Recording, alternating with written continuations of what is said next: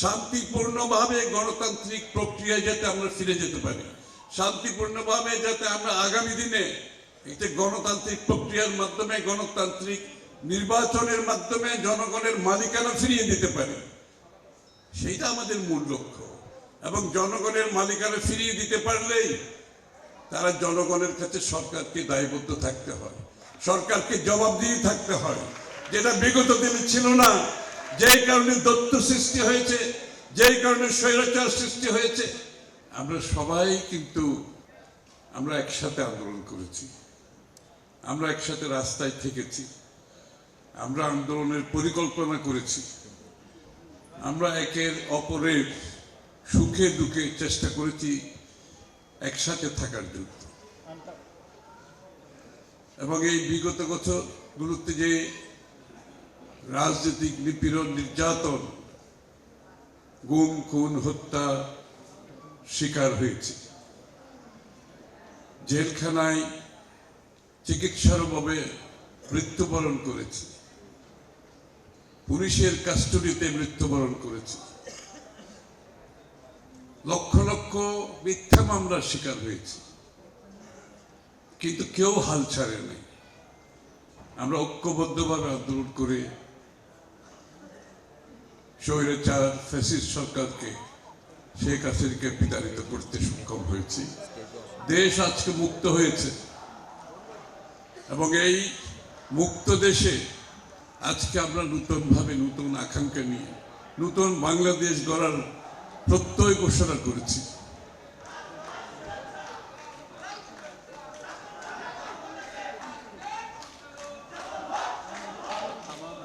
একটু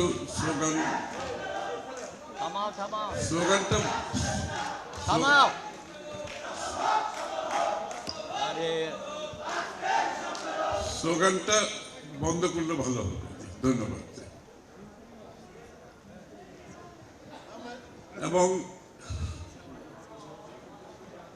যেই স্বৈরাচারকে মুক্ত করার পেছনে আমাদের আকাঙ্ক্ষা ছিল যে জনগণের মালিকানা ফিরিয়ে দিতে হবে, এবং এই স্বৈরাচার কিন্তু সৃষ্টি হয়েছে, এই দৈত্য কিন্তু সৃষ্টি হয়েছে যে জনগণের মালিকানা ফিরিয়ে, জনগণের মালিকানা কেড়ে নিয়ে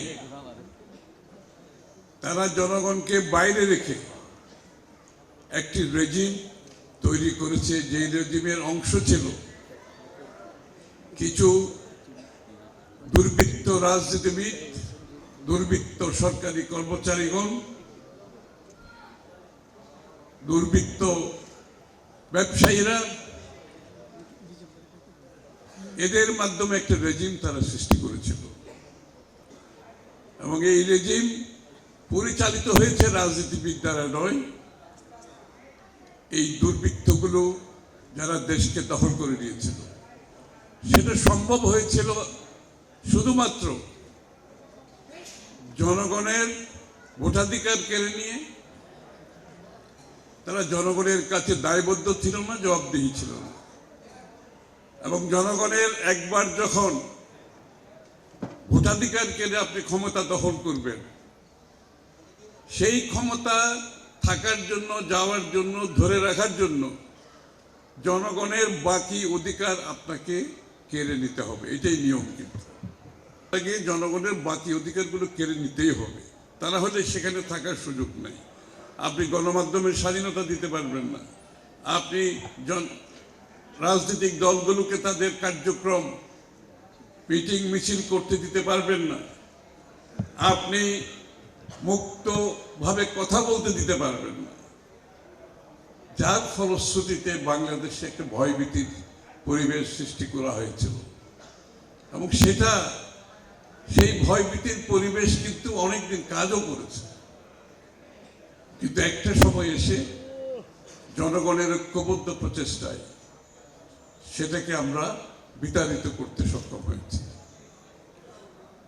আজকের এই প্রেক্ষাপটে যেখানে আজকে আমরা নতুন বাংলাদেশ গড়ার চিন্তা করছি, আবারও ঐক্যবদ্ধ জনতা, ঐক্যবদ্ধ জাতি, ঐক্যবদ্ধ রাজনৈতিক দলগুলোর মধ্যে একটা চিন্তা আগামী দিনের বাংলাদেশ কেমন হবে।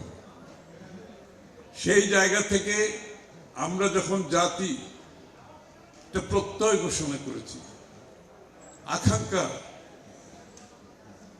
চিন্তা করেছি, তখন কিন্তু আপনারা লক্ষ্য করবেন আবারও কিন্তু সেই ফ্যাসিস্ট, সেই স্বৈরাচারের দোসররা কিন্তু বাংলাদেশে আবার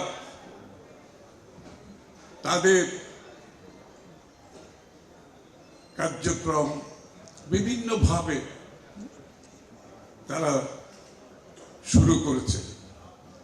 কখনো কখনো আনসারের বিদ্রোহ, কখনো আপনার সংখ্যালঘুদের বেশে, কখনো ওই যে বেবি ট্যাক্সি, ইলেকট্রিক ট্যাক্সি, ওগুলার মাধ্যমে, এবং প্রতিনিয়ত বিভিন্ন জায়গায় আক্রমণ, এইসবের মাধ্যমে দেশে একটি অস্থিতিশীল অবস্থা সৃষ্টি করার প্রচেষ্টা চলছে।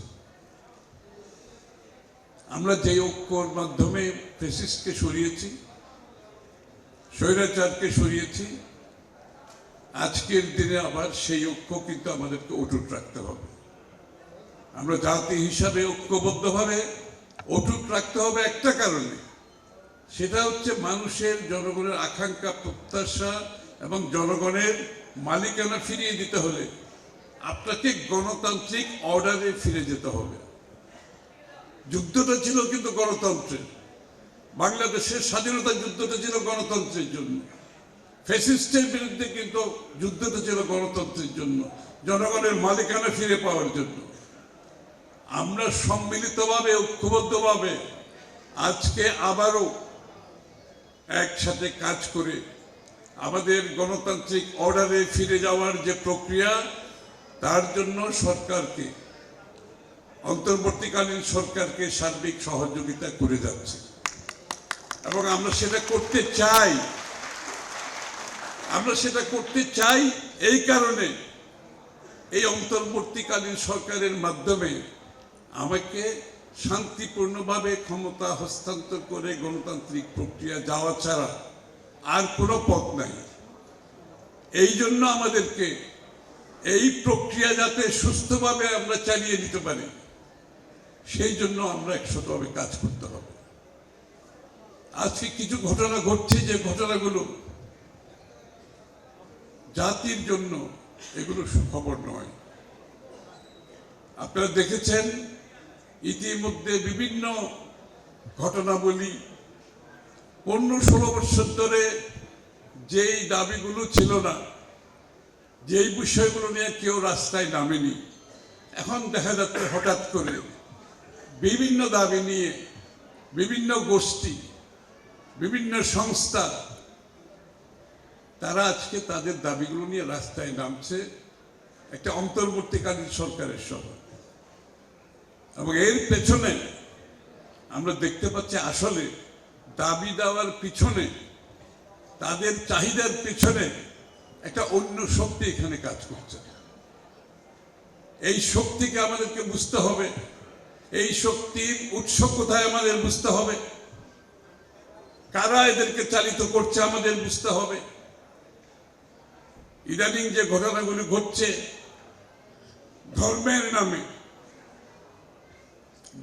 নামে যে ঘটনাগুলো ঘটছে, এগুলোকে আসলে কি তাদের সেই দাবি দেওয়াগুলো, তারা যে ধর্মের নামে যে ধরনের ঘটনাগুলি এখন ঘটছে বাংলাদেশে, সেগুলো আমাদেরকে বোঝার জন্য আর একটু গভীরভাবে দেখতে হবে। আমাদের দেশে সাম্প্রদায়িক সম্প্রীতি সমস্যা নাই আমি বলবো না,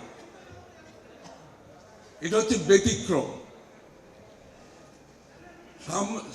সাম্প্রতিক সম্প্রীতি যে সমস্যা বাংলাদেশে আছে, সেটা হচ্ছে ব্যতিক্রম, ইংরেজিতে বলে অ্যাবারেশন। এটা নর্মাল কিছু না, কিন্তু এইটাকে যেইভাবে দেখানো হচ্ছে, এবং যেভাবে দেখিয়ে বাংলাদেশে অস্থিরতা সৃষ্টি করার চেষ্টা করছে, সেটা তো বাংলাদেশ নয়। আমরা কি অন্য দেশের, যেখানে আমরা দেখছি, আমি আনন্দের সাথে বলতে চাই, এই অস্থিরতা কিন্তু বাংলাদেশের মানুষকে কিন্তু অস্থির করে তুলছে না। খেয়াল করছেন আপনারা? বাংলাদেশের মানুষ কিন্তু কোনো প্রতিক্রিয়া দেখাচ্ছে না। এতগুলো ঘটনা ঘটছে, একজন আইনজীবী মারা গেছে, অনেকে মনে করেছিল এটা বড় প্রতিক্রিয়া হবে। বাংলাদেশের মানুষ কিন্তু সেই প্রতিক্রিয়া দেখায় না, তাদের সহ্য গুণ অনেক বেশি। এরকম অনেকগুলো ঘটনা ঘটেছে, অথচ অনেক দেশে আমরা দেখতে পাচ্ছি, এই যে বাবরি মসজিদ যখন ভেঙেছে, বাংলাদেশে কোনো প্রতিক্রিয়া হয়েছে? ওখানে যখন ওই গোরক্ষার জন্য যখন এই 30-40 জনকে হত্যা করা হয়, বাংলাদেশে কোনো প্রতিক্রিয়া হয় না। কিন্তু এই যে পশ্চিমবঙ্গে কলকাতায় বাংলাদেশ এমবাসি ভাঙচুর করা হয়েছে, বাংলাদেশে কোনো প্রতিক্রিয়া হয়নি। এটা হচ্ছে সুখবর, এটা হচ্ছে বাংলাদেশের শক্তি, এটা হচ্ছে বাংলাদেশের স্ট্রেংথ, যে অন্যরা যা করছে বাংলাদেশে সেটা করছে না। এটাই আমাদের শক্তি। এই বাংলাদেশে আমরা চেয়েছিলাম যে অন্যরা যেটা করবে সেটা বাংলাদেশে করতে দেওয়া হবে না। বাংলাদেশে আমরা সকল ধর্ম মিলে ঐক্যবদ্ধভাবে একসাথে শান্তিপূর্ণ বসবাস করার দেশ বাংলাদেশ। বারবার সেটা আমরা প্রমাণ করেছি। কিন্তু সাবধান থাকতে হবে, সতর্ক থাকতে হবে। এর মাধ্যমে আগামী বাংলাদেশ গড়ার যে আমাদের স্বপ্ন, আমরা যে ঐক্যবদ্ধ জাতি হিসেবে বাংলাদেশকে একটি অন্য জায়গায় নিয়ে যাওয়ার যে স্বপ্ন, সেটা যাতে বাধাগ্রস্ত না হয়। শান্তিপূর্ণভাবে গণতান্ত্রিক প্রক্রিয়ায় যাতে আমরা ফিরে যেতে পারি, শান্তিপূর্ণভাবে যাতে আমরা আগামী দিনে একটি গণতান্ত্রিক প্রক্রিয়ার মাধ্যমে, গণতান্ত্রিক নির্বাচনের মাধ্যমে জনগণের মালিকানা ফিরিয়ে দিতে পারি, সেইটা আমাদের মূল লক্ষ্য।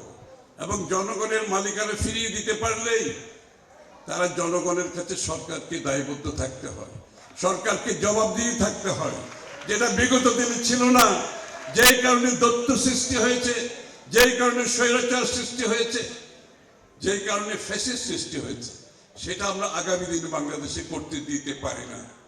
এবং এই জন্য আমরা এখানে যারা বসে আছি, আমরা কিন্তু সকলে মিলে দিনের পর দিন, মাসের পর মাস আলোচনা করে, নিজেদের মধ্যে বিতর্ক করে আমরা 31 দফা সংস্কারের প্রস্তাব জাতির সামনে তুলে ধরেছি। আমরা সবাই মিলে দিয়েছি।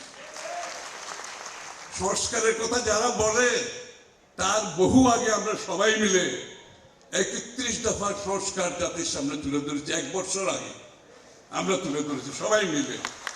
সেই সংস্কারের মধ্যে আগামী বাংলাদেশের স্বপ্ন বাস্তবায়নের সেই দফার মধ্যে সবকিছু আছে। সেটা আমরা সকলে মিলে আগামী দিনে ইনশাআল্লাহ সেটা আমরা করতে যাচ্ছি। আমি একটা কথা বলতে চাই পরিষ্কার করে, যেটা আমরা বারবার বলেছি আমাদের দলের পক্ষ থেকে। তারেক রহমান সাহেব বলেছেন পরিষ্কার করে, আগামী দিনে নির্বাচনের পরে যেই সরকার হবে সেটা হবে জাতীয় সরকার, সেটা হবে জাতীয় সরকার। এবং সেই জাতীয় সরকার এই 31 দফা, সেই জাতীয় সরকার বাস্তবায়ন করবে ইনশাআল্লাহ। এবং এটা আমরা জাতির কাছে প্রতিজ্ঞাবদ্ধ, ওয়াদাবদ্ধ, এই কাজটা আমরা করতে যাব আগামী দিনে। সুতরাং সংস্কার নিয়ে কারো চিন্তা করার কোনো কারণ নেই। আমি আবারও বলছি, সংস্কার নিয়ে কারো চিন্তা করার কোনো কারণ নাই। আমরা সংস্কার 31 দফা বাংলাদেশে ইনশাআল্লাহ বাস্তবায়ন করব, আমরা সবাই মিলে বাস্তবায়ন করব। আর ইতিমধ্যে নির্বাচনের আগে জাতীয় ঐক্যের মাধ্যমে, ঐক্যমতের পরিপ্রেক্ষিতে নির্বাচনী সংস্কার সহ যেই কয়টি সংস্কার আমরা ঐক্যমত হতে পারি, সেখানে আমাদের কোনো আপত্তি নাই। সেটা আমরা করতে রাজি আছি। সেটা করতে সময়ও লাগবে না, সেটা অতি সত্বর করা যায়। তার পরবর্তীতে নির্বাচনী সংস্কার করে অতি সত্বর বাংলাদেশের মানুষের মালিকানা বাংলাদেশের মানুষকে ফিরিয়ে দিতে হবে।